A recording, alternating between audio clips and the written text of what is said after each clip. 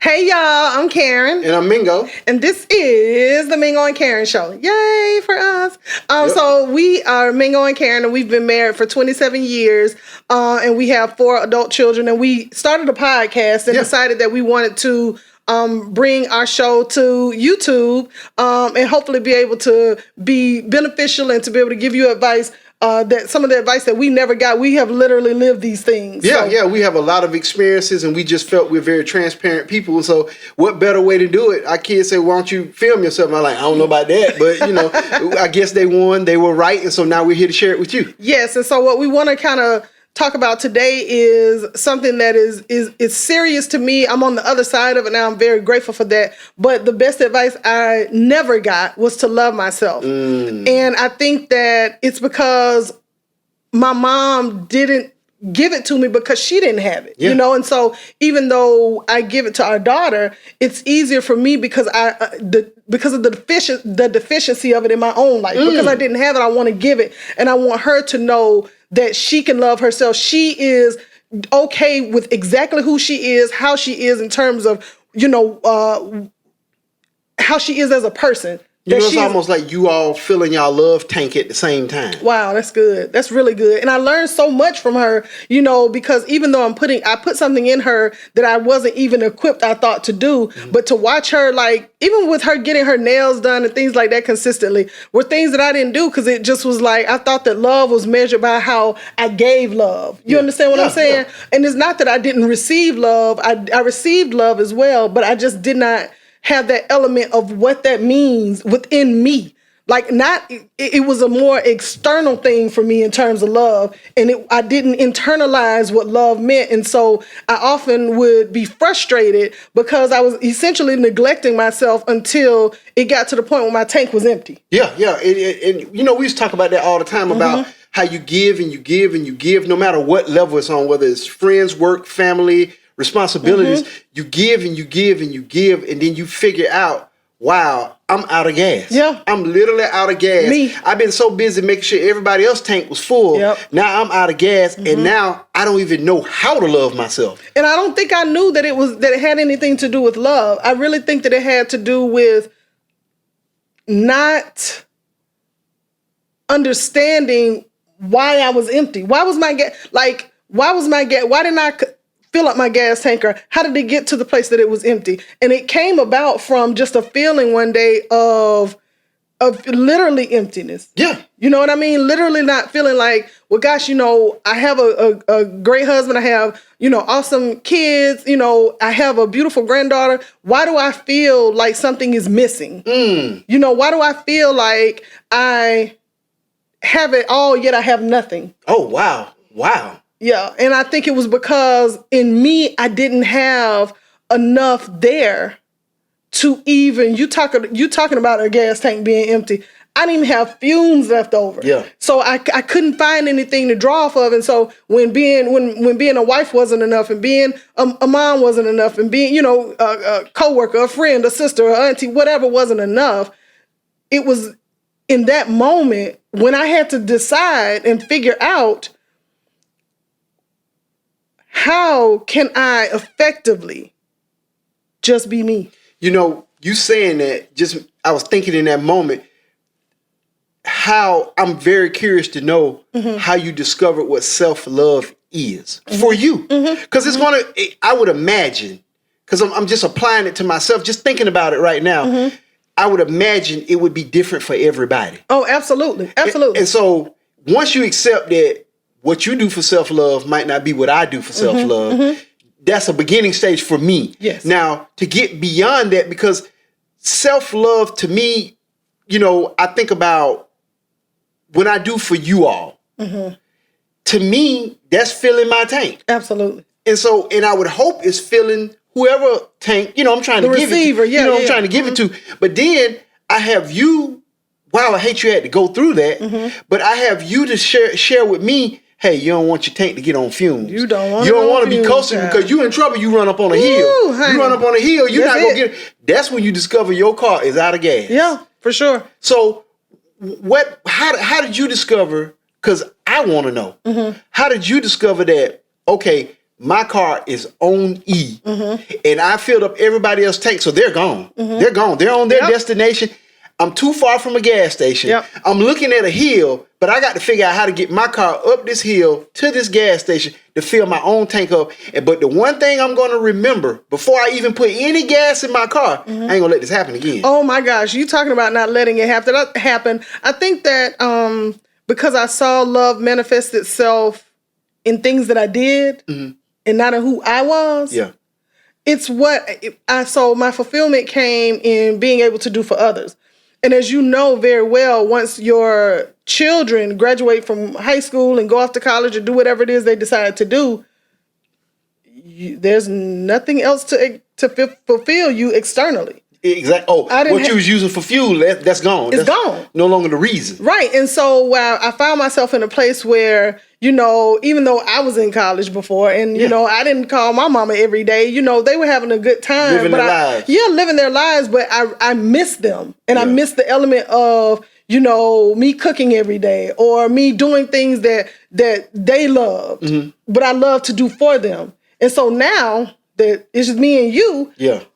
Yes, I'm still doing the same thing that I'm doing for you as my husband, but now I'm realizing I'm not doing anything for me because there are no more distractions. There were no more distractions there to keep me from knowing that I was on E. Yeah, yeah.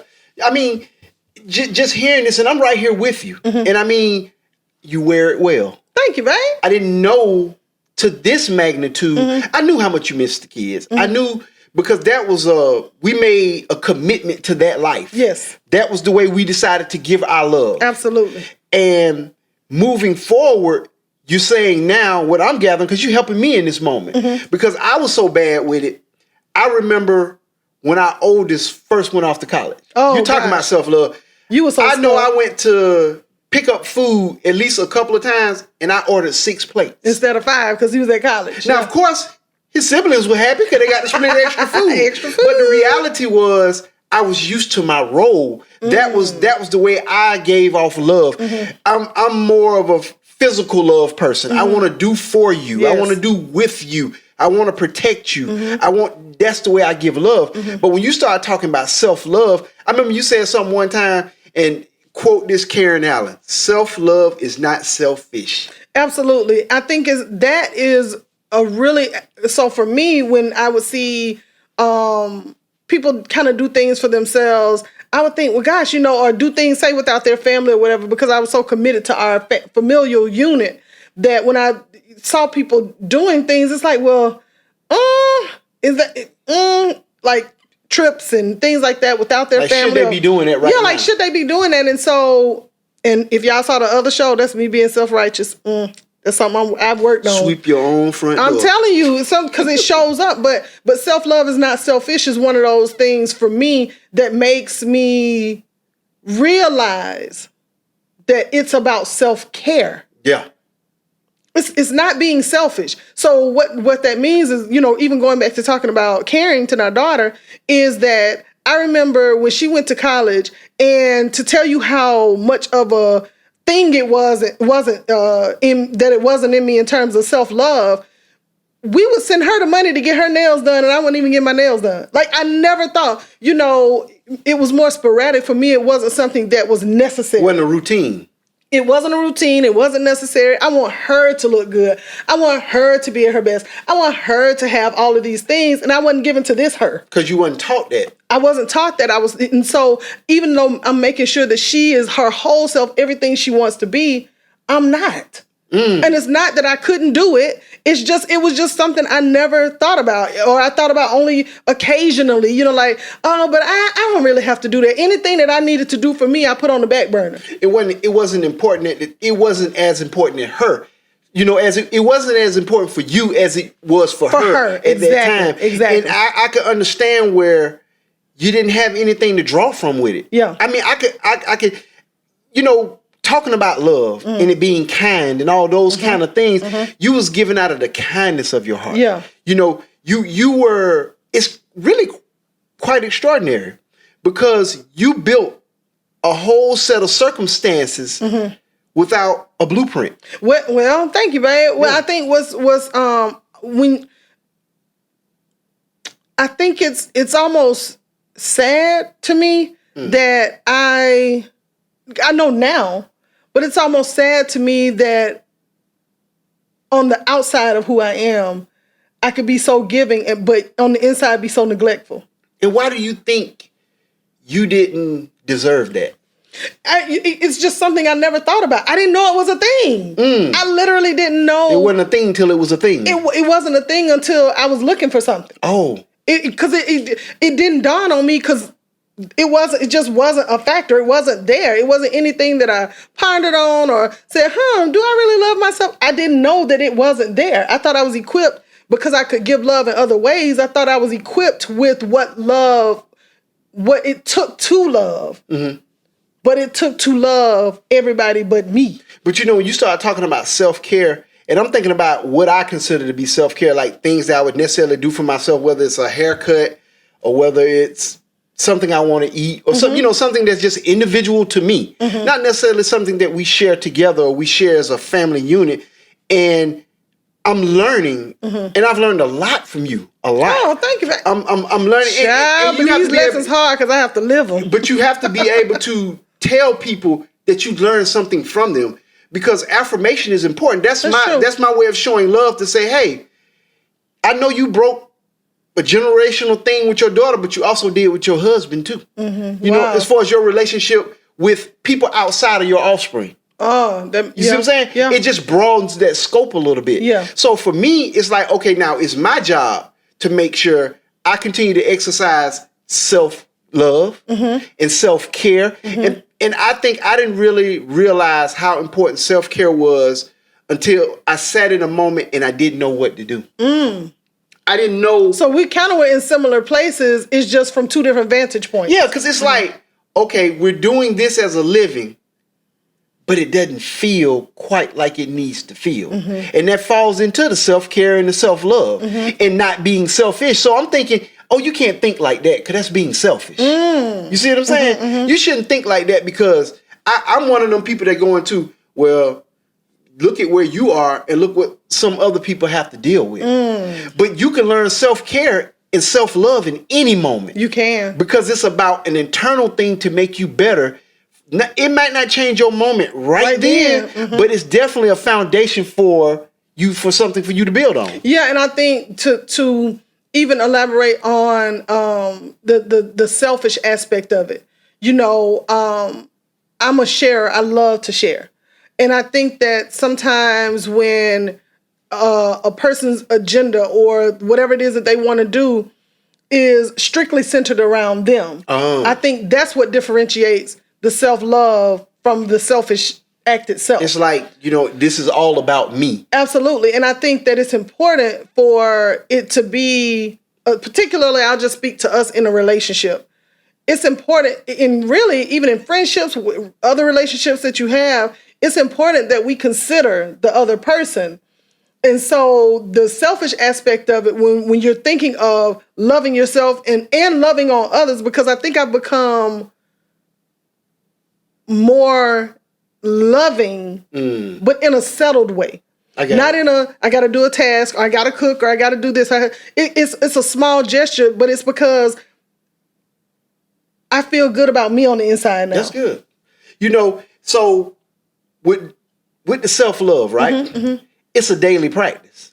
It is absolutely. That's what I'm kind of getting from the conversation, because for you to not be able to realize it was a situation until our youngest was in college, that means you did a long period of time without this practice at all. Yeah, for sure. Again, it boils down to neglect. And I think that when you think about, okay, so football teams, let's just start there. You go to practice. Yeah. You got to practice for the game. Yeah. So it's preparation, right? You're right. And so you have things you have to remember. You got to remember plays. You got to be able to take direction because it's ever changing. No players are ever going to be the same. Yeah. And you got to be able to hear your coach, tell you what you need. Like, you have to really hone in and pay attention to what's going on. But you practiced all week to prepare for that game. Yeah. And hopefully you win.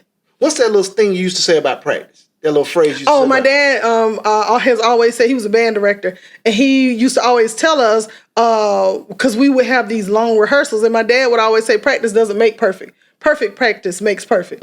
So you practice that thing on the highest level. Nothing is perfect, and that's not what he meant by it. But it's saying that you do the best you can. Give it your all. Even in practice. And then that best actually becomes the norm. Because you're practicing on a high level, so you're going to yield a high return because you've practiced it. So that's where the daily thing comes in. Yes. You know how you say, when you decide to make a change in your life, and they say you do something for 30 days, then you form a habit. You do it for 60 days, and then it becomes a routine. You do it for 90 days, now it's a lifestyle. Absolutely. So it's kind of like that same thing, but you got to be open and aware enough, first of all, that you felt that something ain't quite right. I'm giving all of this, but for some reason, tap myself, I haven't felt this feeling. Yep. Not in the areas I wanted. I'm not talking about my kids and my husband, my family telling me that they love me. I'm talking about, why is it that I want her nails done and not mine? Why is it that I want her to have the life I might have wished I could have had? Of course I wish I could have had it. Absolutely. So now we can easily step in our own lives and do too much. But what we want to do is, when you make it a daily practice and it becomes a routine, now you're looking at 90 days from now and you said, you know what? That thing I did for myself, not for nobody else. I did it for myself 90 days ago. I know this feeling is foreign, but I didn't know it was empty till I went there to get something from it, and it was nothing there. And so a shift that actually takes place, though, is it's foreign in the beginning, right? But then it becomes normal. Oh.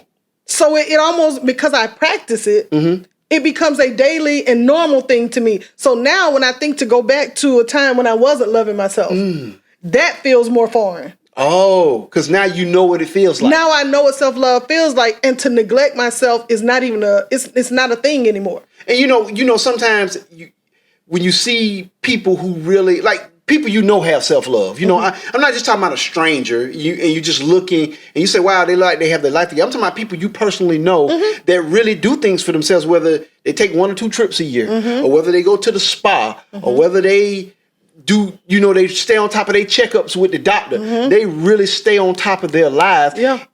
And I think a good gauge of that is if you look at them and say, well, I wonder why they do that. That might be an inclination that you need to be doing it. That might be that moment. And I know this can get a little serious, but we want everybody to know the importance that we feel about self-care, self-love, and it not being selfish. Don't let those things get commingled where you lose sight of it's okay for you to be okay. Yeah. And you can't. So I think I've become more effective as a human being overall. So now, even when the kids are here, I ain't cooking. We gonna get something to eat. Yeah. You know what I'm saying? Yeah. Like, cause that was how I showed my love, and oh my God, let me put all of this into it, and let me give them this, and no, like, come on, y'all, cause I don't want to cook. Let's go out. Because I'm aware that my love is not rooted in just what I can do. And not that they required any of that of me. They didn't make me feel that way. It's what I felt in me. It's what I felt like I needed to do for them to know that I love them. But I think my daily practice now is rooted in just things for me. I can even remember times when I was struggling with my skin and going through things, and I wouldn't even buy myself products. Yeah. Because I felt like, well, gosh, what if the kids need something? So it was a period of time where my skin wasn't always on point. Or I would buy cheaper makeup so I make sure if they need anything, I had it. I ain't like that now. I'm like, child, let me get I want the serum, and I want the, whatever they have. I want the makeup. I need the brown sugar rub. Listen, I need it all. And before, I would have either tried to, I'm a creative by nature. I love creating things, but I would have tried to do my own scrub or create my own this. No, let me go bless somebody and pay them this money and do that, because I don't feel the need to be able to do it all. Yeah. You know what I'm saying? And so I think my daily practice, the thing that I do in the morning, one of the things you said that you love to see me do is like when I write in my journal. Or the adjective. And tell myself these wonderful things about me. And it's so crazy because because I started doing affirmations some years ago, but I actually believe them now. Yeah. I think back then I was trying to convince. That's the daily routine thing, though. Yes. I think I was trying to convince myself that I was those things that I was saying versus believing that I am those things. Yeah. So I am, and now I'm saying versus I'm saying and trying to believe. Yeah. You've embodied it. You live it now. This is a part of your makeup. So when there's a description of Karyn, that self-love, like somebody see her and they talk to you. Because, see, you can see a person and see one thing, but then sit down and have a conversation with them and be like, oh, okay, okay. And then you quickly realize maybe in that conversation some things about yourself. Because that's always my goal. My goal is never to look outwardly like that. My goal is to say, okay, maybe then I need to do that for myself because I don't want to be in a place where I'm not paying attention to my own life. And then the daily routine thing, that first stretch of it seems really weird. Yeah. But think about, out of everything we talked about and everything you've been through, your daughter doesn't have to live that experience because you didn't even let her. Wow. Not that anybody did anything wrong. Yeah. If somebody doesn't know to give you something, absolutely, they don't know that they did anything wrong. I'm not professing that I gave my sons everything they need as men. I gave them what I thought I needed to give them. But as they are men now, there are things they may have needed that I didn't even know I was supposed to give. And isn't it so beautiful that even though I didn't have it, like you were just saying, I was able to give it to my daughter, but I'm equally able now to give it to my mom. Oh, and yourself. That's such a beautiful thing. And I'm able to give it to her because I'm giving it to me. Man. So that's the most beautiful aspect of it for me is that, you know, in being, we used to have a very contemptuous relationship. Yeah. And so now to be able to have that conversation with her and do it in love makes me give her grace for not giving me the advice. If you think about what you just said, you say things and it make stuff go off in my head. You're reversing generational behavior. Ooh, that's good. Do we need a moment of silence? Let's go. All right. Okay. So what you did was you paid it forward and moved it forward, and you didn't even have it. I sure didn't have it. And then watching the fruition of it in your daughter allowed you to realize I did this for myself, and it felt so good. It did. You turned around and gave it to your mama. So now it's gonna go back toward her mama. See, we don't talk about that. Yeah. Because everybody is still here. Yeah. You talking about giving flowers while they're here. That's giving some flowers. Wow. Because you had to live an experience to create an experience for it to grow and come back and give to you. Man, that's craziness. That's craziness. So it cultivated itself and it almost went back and reversed what was done when you talk about and it was like it was never there. Yeah, it really is. That's good. That's really good. Well, I just, you know, I want people to know that just because somebody didn't tell you or somebody didn't give you advice or you know, maybe you don't even know how to get it figured out. But it's important that you go within yourself and you figure out how can you be better for you? You know, how can you show up? If that means getting up early. I used to consider myself to be a person that didn't like getting up early. But now that I'm regularly working out, which is showing up for myself, I don't need for Mingo. I used to be like, Mingo, can you just come downstairs with me? And I just feel like I need kind of a buddy thing. Blah, blah, blah. I don't need that. If Mingo does not get up out the bed and come with me, it doesn't matter. That happened many of mornings. That's funny. I enjoy my mornings. I enjoy the routine of me coming downstairs, doing my workout, going back upstairs, writing in my journal, and then I meditate and, you know, do some other things. But I would have never done that before. Yeah. Never. Because I would have felt like I needed something outside of me to fix me. And not that I feel like I was broken and I don't want it to seem like, you know, oh, I got married because I want a man to fix me. That ain't it either, because I never wanted to be married, actually. Didn't even want to have kids. However, life brought me something beautiful. And life taught me that I deserve to have things I didn't even think I was worthy of having, because it was in myself. I didn't know. I thought self-love for me meant just being able to do things. Now it just means something completely different. So I am very grateful for my life. I'm very grateful that I'm learning this and that I'm able to share it with all of you and able to share it with my husband and my children and being able to, just share it with my mom. So like you said, she could share it with my grandma. So I'm just extremely grateful. And I want you to know that we appreciate you, and that if you are at a place in your life where you're feeling lost, absolutely sit down for a minute, take all of your distractions away, all of them. So if it's TV, if it's the radio, if it's social media, whatever it is, sit with yourself for a minute. I promise you, sometimes some of the things you figure out, they hurt, so you might cry. Sometimes it may make you angry, but you got to figure out a way to be able to invest in yourself. And I think that's important. We appreciate you all so much for just even listening to us. Thank you for coming to our channel. Absolutely. And we just wish you self-love and happy relationship building. Happy relationship building.